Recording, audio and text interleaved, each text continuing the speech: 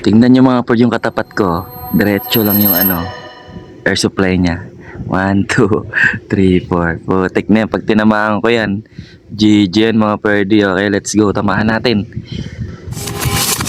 Gandang pwesto lang yan mga perdi. Dito lang yan, oh. Pak! Ping! Putik na yan, oh. Sa pulo. Ay, hina lang level ng ko eh. Isa-isa lang yan, ah. Isa. Isa. Isa. Oh, di ba? Tapos, air supply. Ay, yung air sweeper. Tanggalin natin. Ito pa.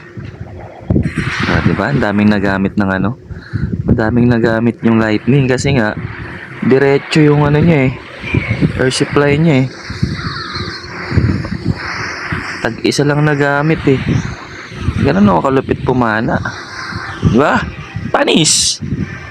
Parang nagkape lang oh. Manonood. Gusto niya magkape muna ako.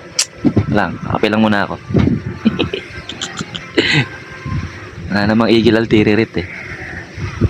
Diba? Medyo matagal lang kasi manonood lang tayo eh. Parang movie. Kulit ng mortar niya nasa loob eh, no? Wala ring wala ring Inferno Tower. Kaya mabilis lang. Stage 9 lang pala ako mga perd ah. Stage 9 lang ako. Stage 9 lang tong gamit ko.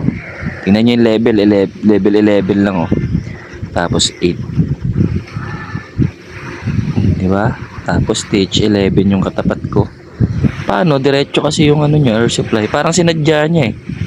Kasi nakita niya, ay si Kier Morala yung katapat ko. Magaling pumana to. Sige nga kung kaya niyang tamaan yung apat na to. Tinamaan. Pakak.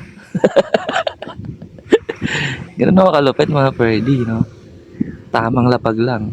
Walang masyadong isip-isip yun. Nakita niyo naman, nilapag ko kaagad. O, di ba? Perfect. Pakak.